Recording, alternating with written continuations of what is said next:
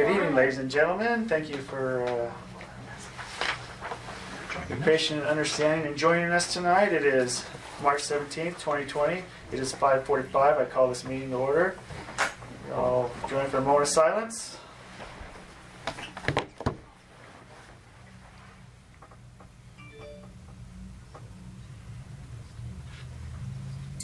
Thank you. If you all rise to pledge allegiance. Jeff's has the flag. Where's the flag at? Jeff's shoulder. Jeff's shoulder. We're going to salute the chief. Pledge allegiance to the flag of the United States of America and to the republic for which it stands, one nation, under God, indivisible, with liberty and justice for all. It's the first time I pledged the chief. Roll call, please. Mayor Tappan. Here. Vice Mayor Kojin. Here. Councilor Davis. Here. Councilor Yank. Present. Councilor Lee. Here. Councilor Cormier. Here. And Councilor Warner. Here. We have two items of discussion. New business 5A, discussion and possible action pertaining to alternate essential air service and essential air service. That's me, Josh. I'm going to turn it over to you. Okay, so basically where we're at in the process at this point is we've got, I did a handout. Can you put that up on the screen, Kane? So if there's any public, they can see what, because this wasn't included in the packet. But I've given out a handout that just kind of briefly gives some bullet points of where we've been and where we're at, and then kind of what staff is recommending as far as where we go. The DOT issued an RFP for EAS proposals back in late January, and in response to that, the city received, or I guess DOT received one proposal, and that proposal was from Advanced Air for EAS. In addition to that, Advanced Air submitted an alternate EAS proposal.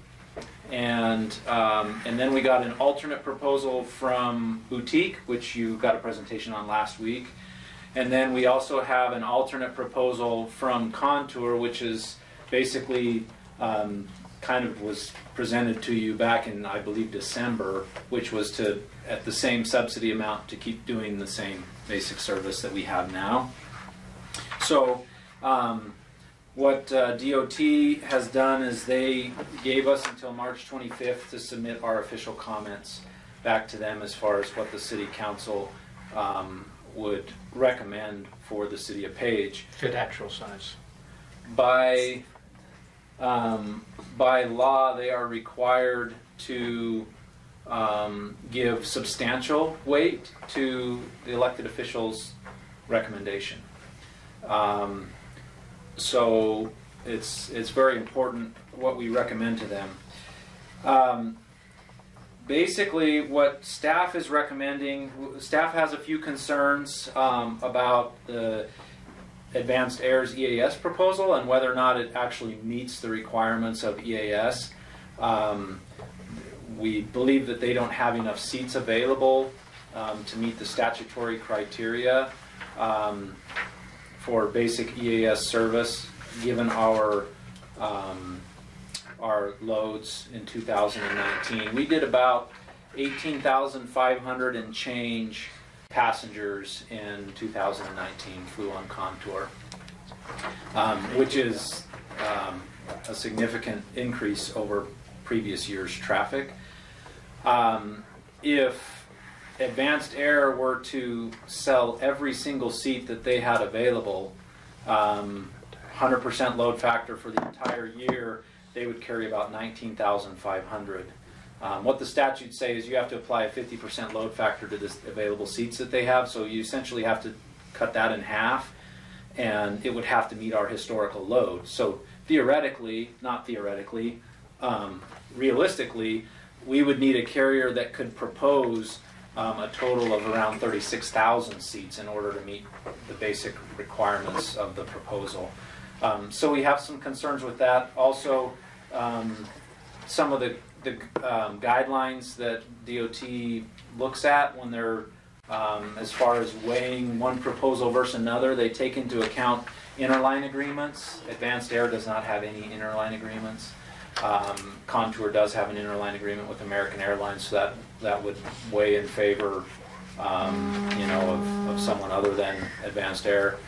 They also take into account reliability and history. Advanced Air only has one EAS route right now out of Silver City, and they've only been doing that, I think, for less than 2 years. So we don't have a lot of history there to really know, but staff does have concerns just because they don't have a significant history that we can look at to determine their reliability. And then, of course, we got the 50% load factor issue. Looking at everything, it's staff's recommendation. Council's already kind of voted on this once back in December before we saw Advanced proposal. But even with Advanced Air's proposal, staff is recommending that the council authorize the mayor to submit comments outlining the concerns that we have with Advanced Air's proposal, and basically commenting in support of continued service through Contour, and authorizing us to reapply for alternate essential air service grant moving forward at the same amount. Now, we may run into some issues. We're anticipating a little bit of pushback potentially from DOT because, as you can see in the second to last bullet there, when Advanced Air submitted their proposal, their subsidy amount, depending on the year, it starts at about $3.3 million, and then the second year it goes to about $3.5 million. What DOT is saying is that, well, that's your cap for AEAS because we've got an EAS proposal at that amount. Our position is, well, they don't meet the basic requirements, so you shouldn't actually hold us to that cap, and that's the position that we'd like to take. I have engaged outside counsel, a guy by the name of Stephen Otis, who is with a firm out of Washington, D.C., and Stephen is extremely qualified. He used to work for the Department of Transportation as a lawyer for EAS. So he's going to assist in drafting comments and in strategy moving forward. And if we get an unfavorable decision from DOT, he would assist with analysis as to whether or not we would want to potentially appeal or challenge that decision. So does anybody have any questions? The proposals that we've received, like I say, I didn't really talk about it. They were in your packets as far as the alternate proposal from Advanced Air. They did propose to use a larger aircraft during our peak season and then switch to a 9-seat aircraft in the off season. The downside that one of the downsides to that proposal that staff sees is, number one, the limited seat availability in the off season, but also the subsidy amount is basically the same as what we're for Contour. We've got history with Contour. They've been extremely reliable. I think they've done over 99% of their flights have been completed. So for the same cost and more seats available annually, staff just feels like you might as well, continue with Contour because they're a known entity. Advanced Air may be great, we just don't know, and it's the same subsidy amount. So a couple questions I have. Advanced Air, first off, has two aircraft that they're proposing, the Embraer and a Dornier and a King Air. So that's on their alternate proposal. That was on their alternate proposal. Yeah, not on their EAS proposal. Their EAS proposal, that may be a little confusing. For Advanced Air, just has a King Air. That's it. That's it. For their essential, their alternate does have the two planes with the bigger one flying in the peak. And that was the real lowball one. That was the $3.3 million. That was King Air only. Right. And that was getting rid of Las Vegas and adding basically Orange County. What do you remember how many seats the original Contour proposal included? The I don't know how many seats. So do they meet the 36,000 criteria that you mentioned?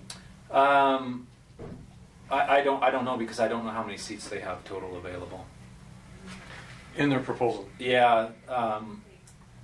Well, because I'd have to go back and look at their proposal from 3 years ago, 2.5 years ago, and I didn't pull that one up. And then the other question I have a concern about is if we move this down the line and DOT still does what they feel like they need to do, which they've done before to us. Correct.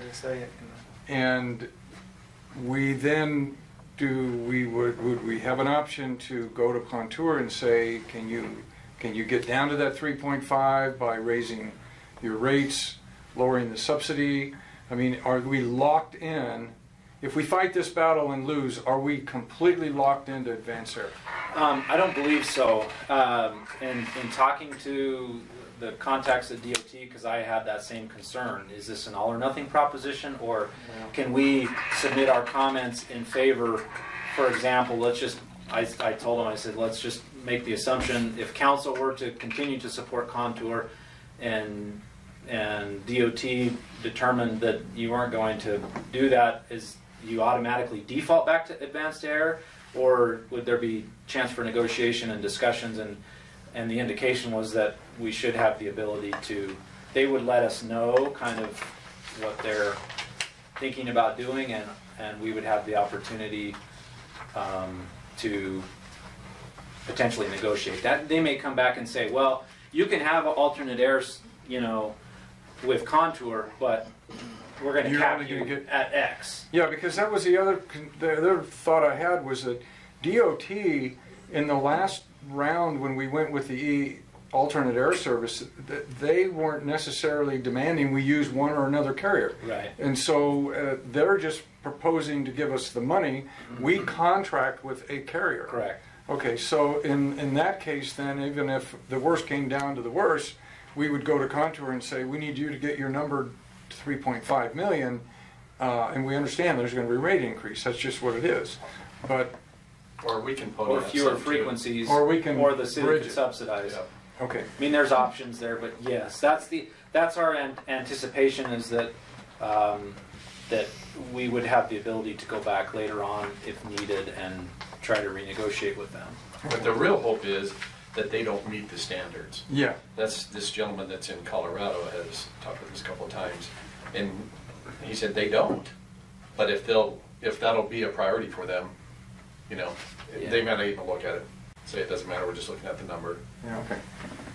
Well, I think you've got a pretty strong case. If you feel like there's solid facts that they don't meet the criteria, then that's a non-bid. I mean, you can say you got a low bidder, but you have a non-responsive bidder. I mean, you don't have a qualified bid to compare. That's essentially the argument. The other thing, I didn't really say anything about Boutique. We had the main concern that staff has with Boutique is that under their proposal they would be flying a Pilatus and a King Air. A Pilatus is a single engine aircraft, and if we allow that under EAS or alternate EAS, we've forever waived our right to twin engine service. So in the future, DOT could award EAS to a single engine service at that point if we were to allow Boutique to fly in here with a single engine. We've also just as part of the research of all of this, I happened to come across an order, and one of the communities up in Minnesota that Boutique was servicing, they did not. The community there did not have good comments about their reliability. I think they were only completing about 80% of their scheduled flights, and most of those were due to either, most of the cancellations were due to either pilot shortages or equipment failures. So they were controllable things. So there is some concern. The interline agreements and things sound really good, and they may be wonderful, but that single engine service is really, from staff's perspective, something that we do not want to allow here. So do you need just a motion to authorize the mayor's? That's what we'd like, is authorization for the mayor to submit comments and really in favor of Contour and reapply for AEAS funds. I move to authorize the mayor to submit comments outlining deficiencies noted in the Advanced Air's EAS proposal, supporting continued air service operations through Contour and applying for an extension of the AEAS grant at the same time. Second. Motion and a second. So do we want to, so we're gonna fight that battle, but is there a time that we wanna have like this is our first choice and this is our second choice? Or do we wanna wait till after we? Yeah, I think I'm from my perspective, I don't want to. I think I gotta be careful about what I want, how much I want to say. I don't think we want to open the door. I think we want to stand united in a position that this is our position, that Advanced Air does not meet that requirement. I don't think we want to open the door and say, well, this would be our second choice, would be Advanced Air, because I think we've opened the door then at that point. I think we have to take a strong position that it does not meet the requirements, and we're not even going to consider it. And if worse comes to worse, Well, I'm Advanced saying does have some there's pretty two good other reviews. ones, that, and if we feel that Well- Boutique might be better than Advanced Air. So we don't need to do that because it's an alternative. Okay. because it's alternative. So Okay. basically what would happen is they'll give us a number, and if Contour can't meet that number, we can't negotiate that with them. Boutique's proposal was significantly less. We Okay. could go back to Boutique and just contract with them to do our service. Okay. Yeah. Any Yeah, further- but we'd be losing single engine authority. Potentially. Yeah, I mean, we could negotiate, maybe we could Well, we could negotiate where they negotiate. would agree that they will not fly the Pilatus here, only the King Air. You know, we could work that out, but it wouldn't box us in, it wouldn't prohibit us from doing that later on. Okay. Any further comments? I'll call for a question. All in favor, say aye. Aye. Opposed? Motion passes unanimously. Okay, the second item, 5B, discuss possible pertaining to state of the city emergency preparedness plan. I just added this on. I wanted to let council know because there was members of the public thinking the city wasn't doing anything, so I just wanted to update council. We had several news releases going out this weekend, but Drew has been working much longer than this weekend, so I'm going to turn it over to Drew. Yeah, we have been working with the, under the emergency operations plan. Essentially right now in a circumstance like ours, the health departments are driving the bus. They're the ones in charge, and how it works for us is we essentially liaise with our county health department, who liaises with the state, feds, and so on, and the flow of information goes both ways. Chief Reed has been very deeply involved in this, and in my estimation has done a very good job. We've been prepared. We just, if I can speak for you, Chief, it's been a little bit of a wait and see. We're still in a little bit of a wait and see since we still have no cases here. And so reasonable preparation has been the prescribed method. Certainly the public has got on board with some of the panic that's gone around the country, understandably. At that point, the mayor spoke out, and I think we're on track. I will say that, you know, a couple things we can maybe do better, and one of them is probably our messaging. And I think we're getting on top of that now, and we need to have a central messaging point, but we're getting ahead of it. And I think every government is struggling with this right now, no matter what size, big or small.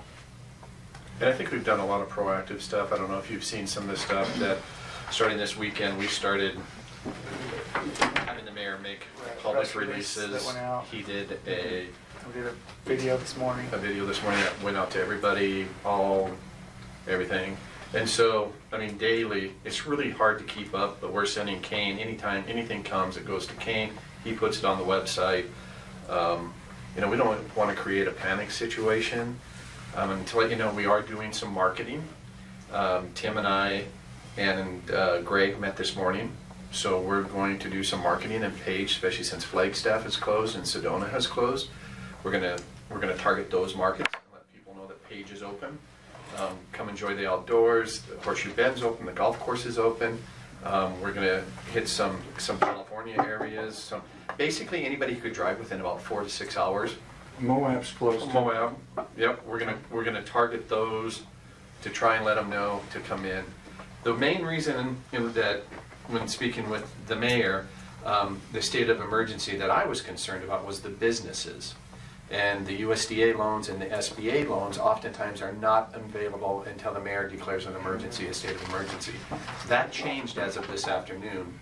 Coconino County has now fallen into a section of Utah that those are all now available as of today. So Oh, good, we can finally get, right. we can finally rename Utazona Paige, you and have a really squared away government. You know, because some of the hotel Paige, Glen Canyon County. are concerned, and so I mean, we had 3 phone calls today just asking, hey, what are you guys going to do? Because we talked to our banker and that kind of stuff. And so Tim got an email just this afternoon when he called me out saying, showing me that. So that really helped. So now we can be a little more proactive on helping the businesses. Chief, or chief, chiefs, is it likely or is it in the mix that there will be future testing available for the citizens page, or would we have to drive to Flagstaff to get a test? There is testing available for Page. Okay, that's a question I had. Page Hospital, Okay.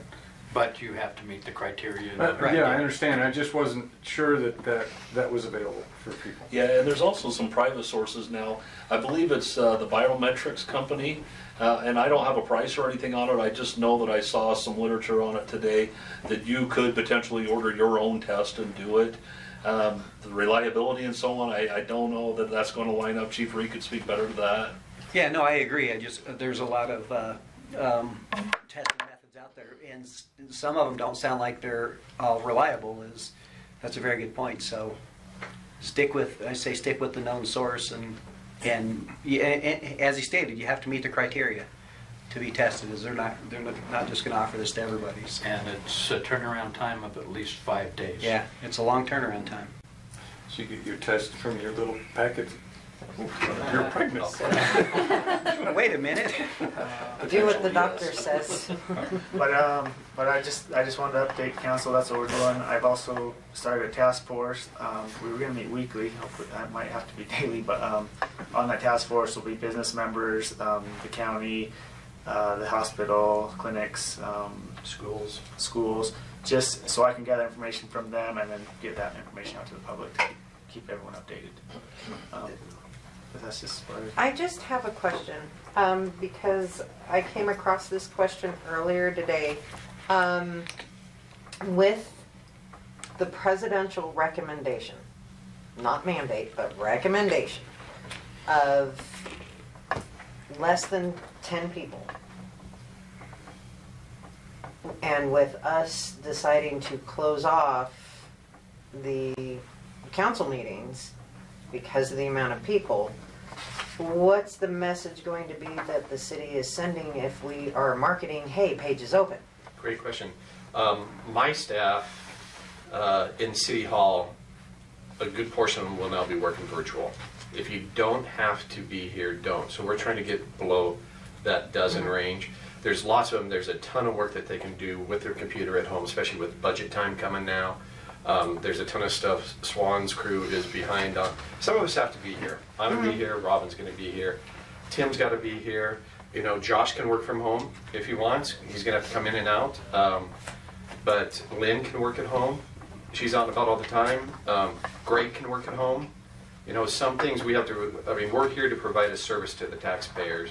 Some of this stuff we're going to have meetings. That's how it is. I mean, if a developer is planned to come in, we're not going to cancel those meetings. Right, no, I was meaning the marketing to outside of Page for those who are closed. What's the message we're Greg's working on that. Before we send any of that stuff out, we'll let you know. But the main thing is, one of them was, what did we say yesterday? Quarantine yourself on Page. And a picture of the outdoors and somebody walking by themselves, or come enjoy the clean air and show the golf course and show the Lake Powell, you know. Okay. Where stay away from. So the wide open the wide space open, is not. the biking, the hiking, the golf course. We probably won't take a horseshoe bend with at 2 in the afternoon, but maybe, you know, at 6 in the morning with the picture. But there's no intentions to close that at all right now. So if you hear that rumor, tell them no. Okay. Are all of our restaurants still operating? Some have what you would call some of yeah. Like takeout only kind of thing? Takeout only. Some have closed. I heard that the down bar was gonna just go ahead and close for a couple weeks. The chicken place, takeout only. Steer 89 over $20 will deliver now for you, as will State 89. That's gonna be critical to bringing people here. Right. That's gonna be, I mean, there's plenty of State motel room, 48, but so. that's the restaurant, that's gonna be critical. Right. And the hotels, we met with them all today, and then we meet with the restaurant owners, the boys in town, and see what they're gonna do. One idea is shop now, eat later. So if you want to buy a gift certificate, Right. go buy a $50 gift certificate and save it till August. You know, but you're still going out, you're giving them the money. We're talking about going down and just going to Bonkers, going to Stromboli's, buying $50 gift certificates and using them as Christmas presents at the Christmas party. Any place that we can help them. You said you met with some motel? Some of the operators? motel, I don't know the faces exactly, but I know DJ from Wallweek was there. The gal from Hyatt was there. Is it Ron from Gary Yamamoto? Okay. He was there. There was about a half dozen that Greg pulled in to see how they were doing. So what's the feel of cancellation rates? So Just huge. yeah. Do you know? That's one thing I I wanted do to want to rein in the discussion, go back to the item. Well, this might be a little bit fringe pertinent. It is a really strong concern of mine, and that is that I believe we should task perhaps Greg Martinez to do a proactive data search on behalf of the city, primarily to try to put some kind of a forecast of impact and a gauge of where we're going to be in July, May, June, July, August, September. Kind of where We I was really with need that, yeah. data. We need, and it could be, it's not going to be a phone call. It's going to have to be, hey, this is confidential. I understand this is your business. I don't share with other companies. I Right. just need to gather the data to do a better job for you in May and June and July. And they had a pretty good weekend, but we had that Raise. They had The race safety. and most of those are all within what, 400 miles or so that you can get here in a day. So most of them weren't. Well, I think that the traveler. impact's going to be a result of the today cancellations for the Yep. June and July and August timeframe. So we've got to get a handle on where we're going to be Sure. revenue-wise in order to really even go forward with a budget. Yeah. We can't do anything until we have a Yeah. better idea. All he has to do is make one phone call to Judy France, because she has already been collecting that information and sending it, bypassing us and sending it to the county. But they're not all participating in that. There's only a handful that are doing that, and I think we need a more comprehensive database. She's not getting cooperation from all of them. I spoke with her about that. Yeah, I can say And we could Because probably from what get, I understood from her information is that she was getting everybody. they're not all, Okay. they're not all volunteering Their data. their business. I'll call Judy. Which and is then I'll talk to- understandable. Yeah. Yeah, she's sending it over to the county.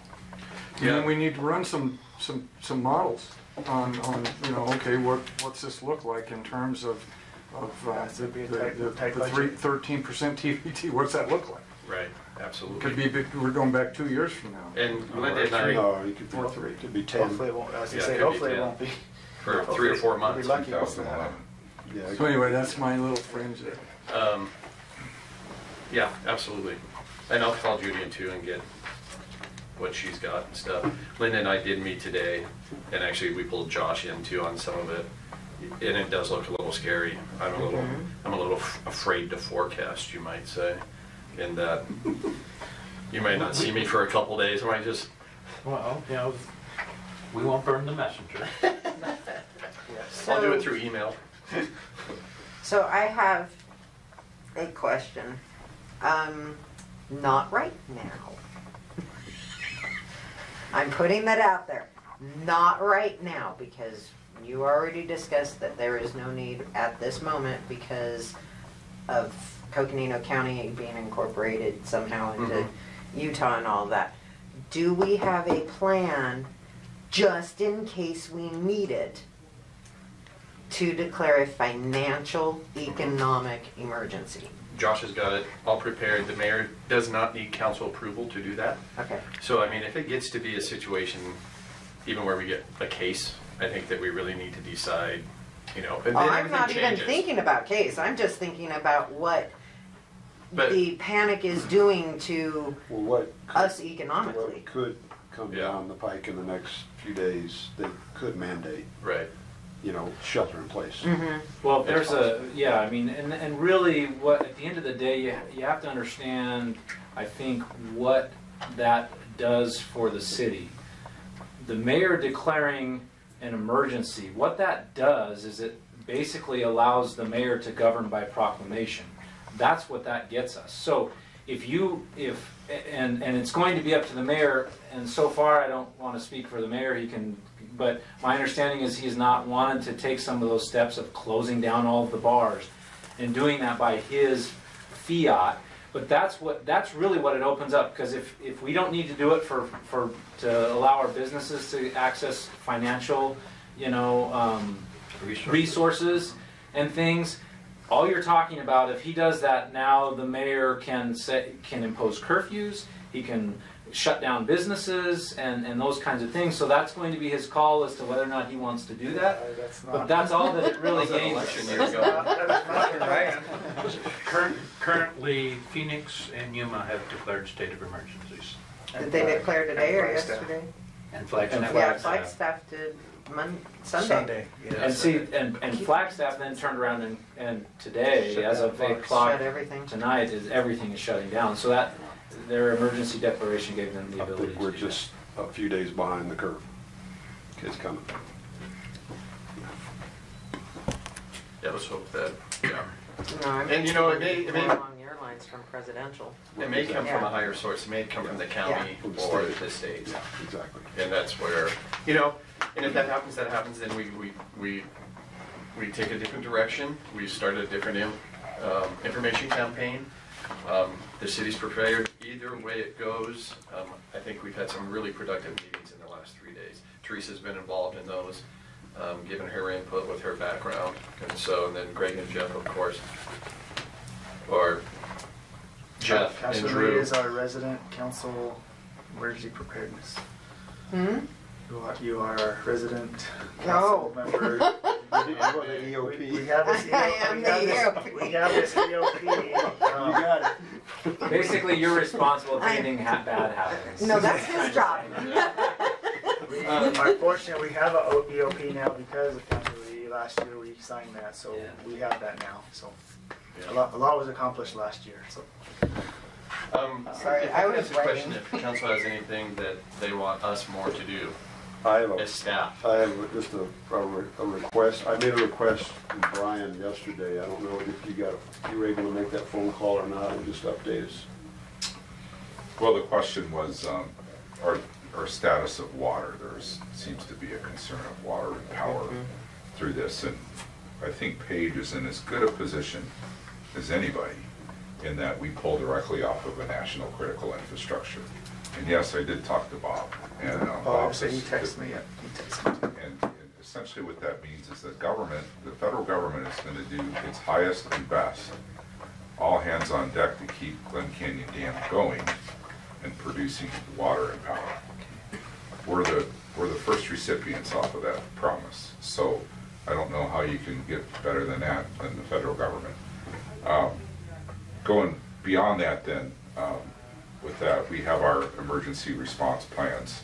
I don't know if the clerk has those for the plants, the water utility and the electric utility. I'll leave her a copy with those. We have the current practices that we're doing there, but one thing that's really interesting is APPA went to the Senate Energy and Natural Resources Committee, and this just happened today. And in this bill, this funding that they're doing, what they're looking to do is the people that are critical to keep infrastructure going. What they're suggesting is that they're going to make like testing will be first to them, antiviral and other treatments, and vaccines when they come available. We have 18 people in Page that keep water and power going here. So if that comes down the railroad tracks. So I'm worried about those 18 people.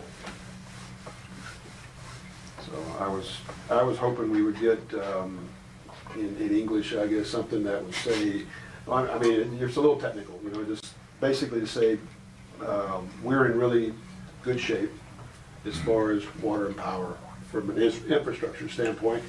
Even if government were to say shelter in place, they're still gonna run the dam, we're still gonna get water, right? Yes. I just wanted that out to the public, so, because when I go to the grocery store, people are just pouring all the water. I just don't think it's necessary. I just want to get that message Kane, out. can you do something about that tomorrow on the website? Sure. About the water? And maybe hook up with Brian and come up with a couple paragraphs. Yeah, just Yeah, water and power. Yeah, I don't get the water thing. I mean, the last thing I would want to do is drink one of those at 6 months in my garage. Right. I mean, you might as well poison yourself. I mean, I don't get the water deal. They're actually not that bad. Or the They're personal better than hygiene canteens, projects. than military canteens. So, anyway, thanks, Brian. I do have a question, and this is something for this council to mull over and for Brian behind me to mull over. We are already starting to see layoffs. Gary Yamamoto's closing on Thursday, sending them all home. The campground? Well, we could No, talk about the that. The bait bait, shop. yeah. I would, I really would. 160 employees, yeah. All of the Antelope Canyons closed too. They had all Yeah. their tour guides and It's 300. We have several hotels that have already closed their doors as well, and I'm thinking financially, our community's gonna be strapped. Oh, man. And if there's anything we can do to help on the bills, If they've been laid off and Greg and Tim have talked to me, and they are gonna help them partner with the SBA and those loans and grants that are out there, those businesses. no, the residents, the employees, the employees that have been laid off and now have no income. they have the availability of unemployment. Yeah. Yeah. And the bad thing is they gotta And I- wait, what, 10 days or something? Week and a half? Yeah. Still, it's. But at least they'll have those. I think part of that stimulus was to boost some of those funds. I don't know. I don't know when I that's don't know kicking the in or, details, but yeah. That's what I remember hearing. It's tax return time, so. But And I that's think why I said if we, something just for the council. What to worries mull. me is some of the small businesses are leveraged pretty hard. Mhm. And 2-3 months of no income is, you could see failure. So I'm hoping Yeah. there's some grant money out there for some of these guys. And if we can get USDA, if the USDA can get it, they're so much easier. SBA is a nightmare Yes, to it is. deal with. Yeah. USDA, I mean, they give out 90-day loans that, you can get a $30,000 loan and then you got to pay it back in the winter or the fall or set up a payment program. But you can also do that with a handshake but you're not going to get the 6 figures. You're just going to get it over the hump All right.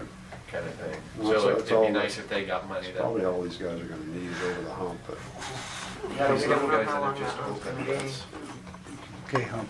we have to keep our donut shop. That's all I have. Meeting adjourned. Okay. How are you?